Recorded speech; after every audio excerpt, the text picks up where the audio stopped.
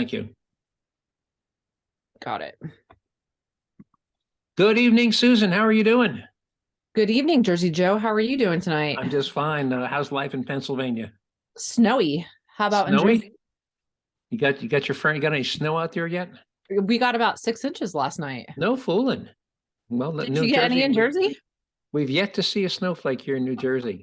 So it's so your winter's come early to you. Anyway, as usual, we have a lot to get in. Let me kind of give you a rundown of what I'm going to try to squeeze in today. And again, for those first-time listeners, it's the situation with Jerzee Joe. It's news and perspective you won't hear on TV, and it's news stories you won't hear about on TV. And sometimes there'll be perspective on a story you'll hear, but you only hear part of it. And an example, by the way, I just heard on the news tonight, they're talking about 3 busloads of asylum seekers arriving in, well, let's see, 2 in New York and 1 in Philadelphia. The vast majority of people crossing the border illegally are not asylum seekers. They're illegal aliens. And the difference is, if you want to seek asylum in this country, you do that by presenting yourself to any one of the 50 official border crossing stations in the United States, and you announce to the border agents at that station, I wish to seek asylum in the United States. And if so, there's a whole process. They give you paperwork and they take you and they put you up in a hotel. You don't begin the process of seeking asylum by sneaking across the Rio Grande River.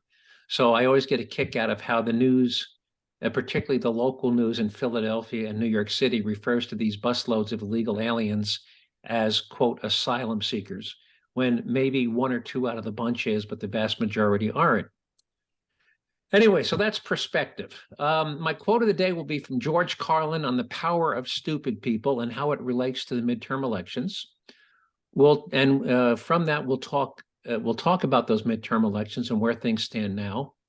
In our brief "How Stupid Can You Be" segment, I'll describe how not to try to smuggle a gun onto an airplane. On our Health and Science Minute, we'll talk about the health benefits of owning a pet, and in particular, owning a dog. We'll briefly revisit the myth that record corporate profits are proof of so-called price gouging by corporations, and that price gouging is what is to blame for inflation, when nothing could be further from the truth. There's also a move afoot among some radical Democrat politicians and their followers to raise the top individual tax rate back up to 90%. And at one time, back when Dwight D. Eisenhower was president, the top individual personal income tax rate, in fact, was 90%, but it was a disaster then, and it would be a disaster now, and I'll explain why. And for our taxpayer relief shot, we'll go to Katy, Texas, where 2 men in body armor pretending to be cops kick in the front door of a home, and then one thug accidentally shoots his buddy, and one of the residents picks up the wounded buddy's gun and shoots and kills the second guy. So it's a very interesting taxpayer relief shot. You can't wait to hear that one, Sue? Yeah. All right. All right, rolling right along. And again, the late George Carlin, one of my favorite quotes of his is, never underestimate the power of stupid people acting in large groups. And never has that been more apparent in the most recent midterm elections.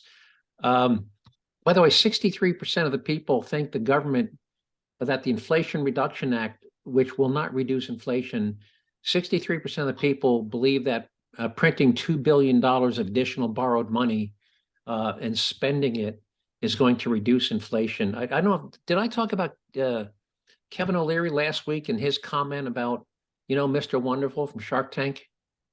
I don't know that you specifically spoke about Kevin O'Leary, but we did talk about the value of the dollar and inflation, and printing more money will make it worthless. Well, have you ever watched Shark Tank? Yes. So you know who Kevin O'Leary is? Kevin O'Leary is? Yep. Yeah, he's kind of the hard-nosed guy. They refer to him as Mr. Wonderful. When he was interviewed on CNBC last week, when he was asked about what he thought was to blame for inflation, his comment was, you print $7 billion of new borrowed currency and inject it into the economic system in 30 months. What did you think would happen? I mean, it's that simple. When you increase the money supply, you devalue the currency, and there's more cash out there looking for a home, and people are spending it. And that was his comment. And now the Inflation Reduction Act, the premise is we're going to inject another $2 trillion of borrowed money on top of the previous 7 trillion. And that's going to reduce inflation. That's like trying to put out the fires of inflation with a giant money hose. We're just going to spray inflation down with a big money hose, and hopefully all those $100 bills will quell those flames of inflation. Anyway, midterm, very disappointing.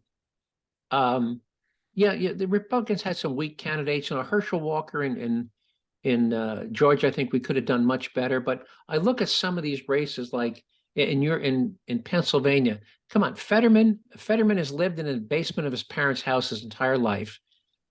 He was, I think, the only real job he had before becoming lieutenant governor. He was the mayor of some little town where he pulled a gun on a jogger because he thought the jogger shouldn't be in the neighborhood. And did you hear during the one and only debate when Dr. Oz accused him of being against fracking, and the moderator asked him to respond? He said, or moderator said to him, it was a female moderator, Mr. Fetterman, are you for or against fracking? And he said with a straight face, I support fracking and I always have. And you just go on the internet and just Google Fetterman fracking. There has to be 100 quotes by Fetterman where he's adamantly opposed to fracking. Last time I looked, you can't frack in Pennsylvania, right? Not in the last 16 years with our Democratic governor that we've had. Right, which has basically killed off the oil and gas industry because it's really not economical to drill an oil or a gas well unless you can frack the well. And again, for those who don't know, all fracking is putting a solution of 99% sand and water 2 miles underground to fracture the rocks to allow the oil or trapped gas to flow out of those rock formations more freely. And for those who didn't listen to the earlier podcast, the only other thing in there that sounds scary is ascorbic acid. And if you look at a can of Coke or a can of 7-Up, you'll see one of the ingredients in a can of 7-Up is ascorbic acid. So that's, anyway, so I'm just stunned at, and then in Colorado, they refer to Michael Bennet, he was appointed to fill a vacancy by the governor. They call him the accidental senator. The man has done literally absolutely nothing. There was a great Republican candidate, a guy named Joe O'Day, ran a big construction company, and the people of Colorado overwhelmingly voted to reelect the do-nothing senator, the accidental senator, Michael Bennet. And I can go on and on and on, but I just am stunned at how short-sighted, it's basically, well, somebody said it's tough to beat Santa Claus in an election. And when Democrats are promising, we're going to forgive your student. By the way, who voted for Democrats is any college student, any parent of a college student with a student loan, and any brother or sister of a college student with a student loan. And so it's really tough. I mean, the message is basically, if you have a student loan or you have a child has a student loan or you're related to somebody with a student loan, vote Democrat and we'll make that loan go away. That's a pretty powerful incentive, pretty powerful bribery. Mm-hmm. Now, where are we? So the Democrats have gained at least 50, have retained at least 50 seats in the Senate, and with the vice president being the deciding votes, that still gives them an effective majority in the Senate. As of an hour ago, on the House, there's 435 members of the House of Representatives. You need 218 seats to have a majority. The Republicans had 217. They were one shy of a majority, and I believe the Democrats had 209 with 8 seats left to go. So if the Republicans get one of those remaining seats, they will have control of the House, which is good because if you control the House, you can block any of this nonsense legislation like the Inflation Reduction Act. And you know what Wall Street thinks of a split Congress? You think they think it's good or bad? I'm sorry? What do they think about that? I'm guessing they think it's probably bad. No, Wall Street loves a split Congress. Yeah, because they are always fearful when you have a runaway freight train with the House, the Senate, and the White House all controlled by one party, because they're fearful of the runaway legislation that could get rammed through.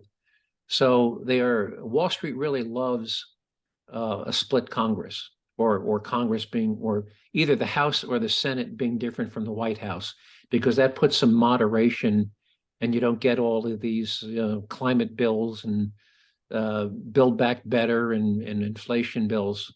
By the way, Build Back Better did not make it through, but they crammed a lot of it into the so-called Inflation Reduction Act, which is really Build Back Better light.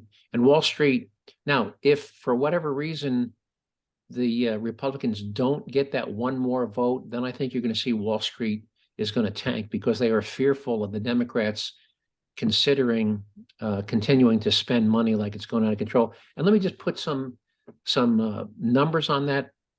The last year of the Obama White House, the U.S. federal spending was 3.6 trillion. You know how much the government spent last year? In the trillions. Well, it's always in the trillion, but it grew. Obviously, I mean, it was 3.6. It grew last year to $4.8 trillion of spending. So, spending in 4 short years grew from 3.6 to 4.8 trillion. I'm sorry, to 6.8. It almost doubled. We almost doubled. We went from 3.6 to 6.8 trillion of spending. And even though we've set new all-time record highs for tax revenues under the Trump tax plan, I think I talked about this last week or the week before, people said, oh no, the Trump tax cuts are responsible for the deficit. No, the Trump tax plan cut tax rates, but just the same thing that happened when Reagan did it. When you cut the rates, revenues soared. For the past 2 years in a row, the U.S. has set new all-time record highs for tax revenues, and in particular, corporate tax revenues. Now, the corporate tax rate got cut by 40%, from a 35% rate down to a 21% rate. That's a 40% cut in the corporate tax rate. As of the end of the last fiscal year, that was September 30th, corporate tax revenues have soared by 43%, despite a 40% cut in the tax rate. So tax rates and tax revenues are not synonymous, and they frequently move in opposite directions. When the rates go lower, the revenues go higher. Reagan proved that, Kennedy proved that, and the Trump tax plan has proved it once again. The lower tax rates stimulate economic activity, and that economic activity results in higher tax revenues.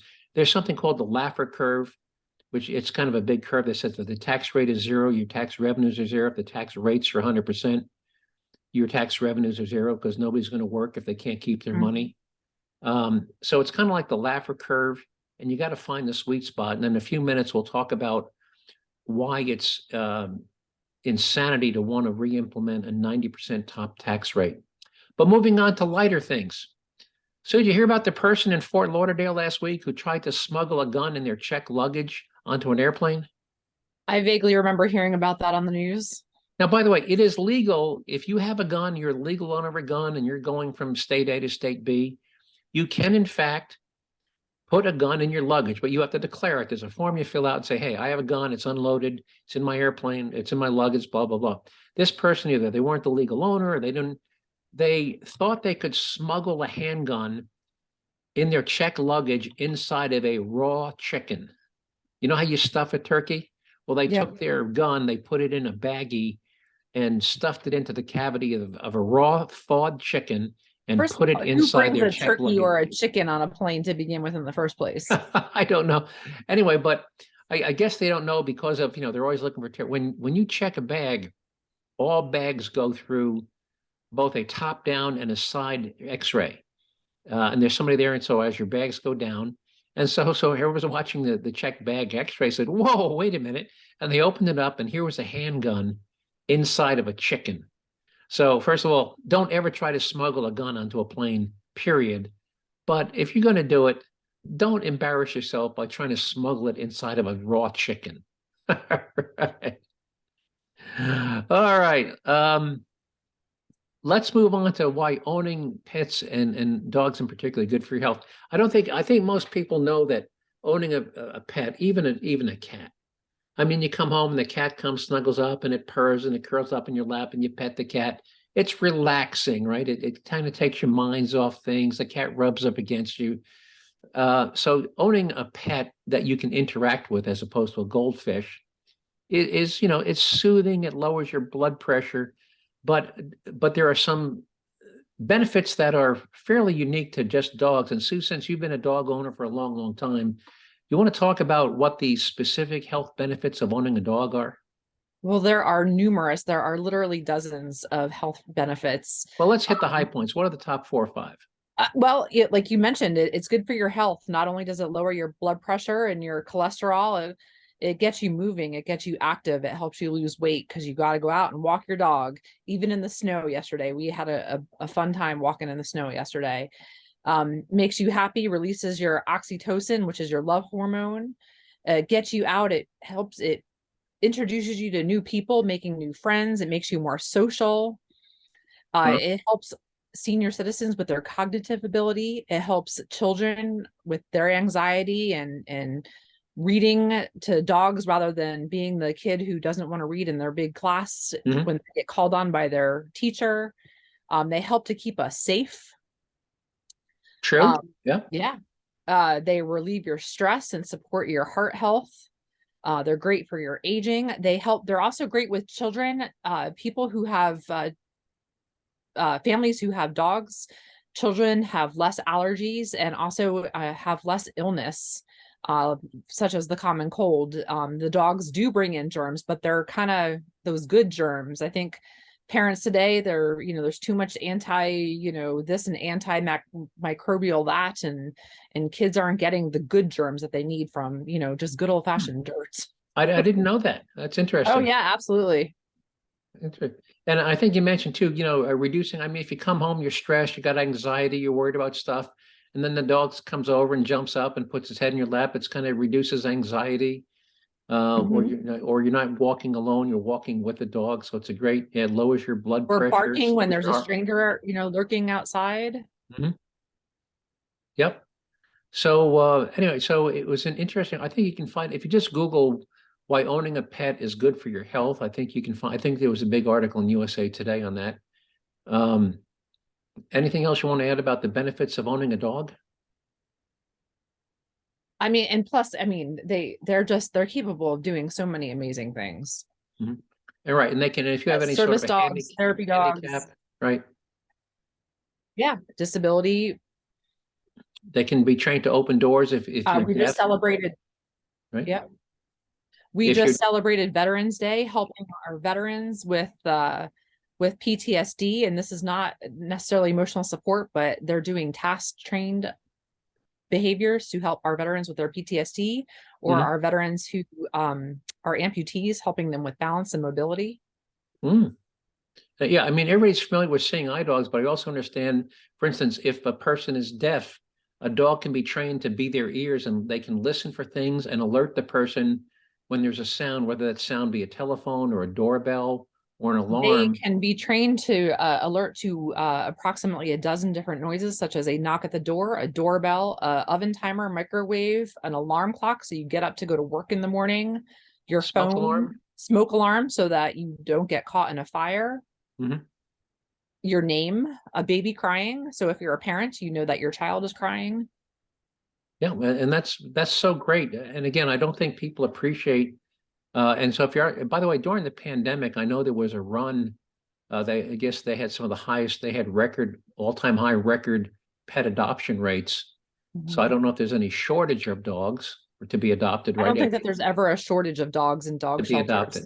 But anyway, so if you've ever been considering it, and particularly if you're alone, a dog will probably help you live. I believe there's studies too that if you're living alone, and I'm not talking about a 20-something out cruising the bars, but but if you're retired and living alone, you're a widow or widower, I believe the studies have shown that owning a dog will result in you living longer on average. Absolutely, they do. Again, because they help to get you moving, and also that social aspect of helping you meet people.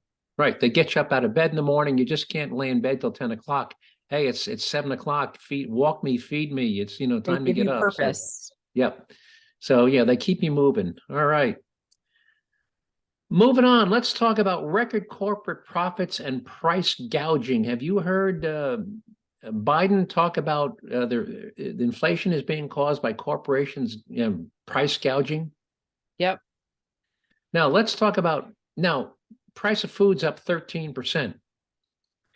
Do you know who Kroger is? Who the Kroger chain is? Yep. A very large grocery store in through the Midwest. Actually, Kroger is the largest grocery store chain in the United States. They have in different parts of the country. In some parts of the country, it's King Soopers, and others it's City Market. But Kroger is the country's largest supermarket chain, if you take all the different brands they have. Now, their sales are up about 14% year over year. And Biden will tell you, see, they're gouging you. They've raised their prices 14%. Kroger just reported its third quarter profits. Do you know what Kroger's net profit margin was, even though they had record profits? Very slim. 1.8%, Mhm. which was just 0.3 of a point better than it was 1.5% before. And then they gouged. They went from 1.5% to 1.8%. Well, if your profit margin is only 1.8% and it only went up by 0.3 of 1 percentage point, is the 14% increase in the prices they're charging due to them price gouging? No, I think we need to look at the difference between net profits and gross profits. Well, again, all the middle stuff, gross profit is before, administrative overhead, before rents and everything else. But again, their net profit is still 1.8%. So clearly, they haven't added 10 percentage points to their markups. And let's talk about Walmart. Walmart just turned in a new all-time record. Walmart just reported its third quarter year to date. All-time new record high sales, all-time new record high profits. Now, their profits were depressed by a $3 billion settlement. Even though Walmart wasn't the ones who wrote the prescriptions, Walmart filled a bunch of opioid prescriptions, and they said, okay, and there was a big lawsuit. They said, all right, we'll kick in $3 billion. But even if you add back that $3 billion, Walmart, their net profit margin was 1.9%. So again, Walmart's sales are up by 15%, but their profit is still only 1.9%. And that's adding back that $3 billion opioid settlement. So clearly the 15% increase in their sales is not because they're changing or increasing their markups. When you have inflation, let's take a real simple example. Let's say you got a business, you're doing 10 million a year, 6% profit. Well, 6% of 10 million means you had 600,000 in profit last year. If your costs go up by 10% this year, and you keep your markups the same, well, if you were doing 10 million last year and your costs went up 10%, and you kept your markups the same, what would your sales be this year? What's 10%? What's 10 million plus 10%? 110 million. No, 11 million. Oh, okay, yeah. Right. So if your sales last year yeah. were 10%, 10 million, and everything went up 10%, your sales this year are 11 million. Now, if you didn't change your markup, you marked up everything the same, but your profit margin is still 6%. Well, if 6% of 10 million is 600,000, what's 6% of 11 million? 660,000. 660. Well, guess what? 660,000 is a new all-time record high profit dollars, but your profit margin is still 6%. So Biden has it backwards. It isn't corporate profits that are causing inflation. Inflation is causing record profits. Yes. And it's not because they're changing their markups. Their profit margins are not increasing. There's one exception, which is oil companies, which in 2020, like ExxonMobil lost 22 billion. Now, oil companies, interesting business model. Oil companies don't set the price of their product. Did you know that? Yes. Yeah. Now, Walmart can charge you whatever it wants for a T-shirt or a sweatshirt or a pair of pants. Oil companies simply sell their production, their oil they produce on the open market, just like a wheat farmer sells his wheat. There are commodity traders, whether it's copper, iron, wheat, soybeans, or oil. Or pork bellies. There are commodity traders who bid against each other for those products. So if you're a wheat farmer, there's a commodity exchange, and there's various commodity traders who are saying, I'll give you $3 a bushel for your wheat. And another guy says, I'll give you $3.50 a bushel. Well, same thing with oil. 2 years ago, there was a day when actually oil went negative. Nobody would buy your oil. And then it hung out for around $10 a barrel, which is far below their cost of production. Now the commodity trader's saying, hey, I'll give you $85 a barrel for your oil. And then the guy says, I'll give you $86 a barrel. Well, all Exxon and Mobil, these guys are doing, saying, okay, hell, you want to give me 86 here? Take it. So yes, their profits have tripled, quadrupled, but it's not because they're controlling the price. They're simply selling to a willing buyer at the offered purchase price. So it's not inflation. It's not corporate profits causing inflation. Inflation is causing causing record profits. Now let's go back to the proposal for 90% tax rate. Back when Eisenhower was president, the top tax rate was 90%, which means if you're a millionaire and you made $1 million profit, you got to keep 100,000, and the other 900,000 went to the government. But guess what? Because it was so high, there was less than zero incentive to take any form of investment risk. And back under Eisenhower, the top 1%, because they were just parking their money in tax-free government bonds, treasury bonds, they were only contributing 11% of all income taxes paid. Now, today, the top individual tax rate is 37%. It's a third of what it was 60 years ago. Do you know what percentage of the total income taxes the top 1% is paying at that 37% rate instead of what they were paying at the 90% rate? I think they're paying the most, aren't they? Well, they're paying almost 40% of all income taxes paid. They went from, by the way, that 38% or 40% is more than the bottom 90% of taxpayers are paying combined. So the top 1% is paying more in income taxes than the bottom 90% of taxpayers combined. Mm-hmm. So when the top rate was 90%, they were paying 11% of the total tax bill. Now that it's down to 37%, you're paying almost 40% of all taxes. So, but at the same time, people who don't understand this, it's always good, it's called identity. Yeah, we need to tax those damn billionaires. They're your problem. Well, right now, if you go on Treasury Direct, you will find that the interest rate in a 2-year Treasury note is 4.5%. Zero risk, 2-year Treasury note, 4.5%. Now so let's assume that next Monday or January 1, they put a 90% tax rate into effect and you're a millionaire. To net 4.5% after tax rate of return, if there was a 90% tax rate, how much of a return would you have to get on that investment? Well, the answer is 45%, because at 45%, you get to keep 10% of 45% is 4.5. Do you know of any absolutely risk-free investment that would reliably generate an annual 45% pre-tax rate of return? Nope. Well, neither do I. How about this? What if somebody said to you, Sue, not a 45, but there's an investment over here that good chance it might give you a 60% rate of return, but it has some risk. But if all goes well, you could do better than that treasury bill. Would you gamble on a 60% rate of return at a 90% tax rate? I don't think so. Because assuming the 60% tax return did materialize, what would you get to keep? 6%, right? Yeah. So would you take the risk?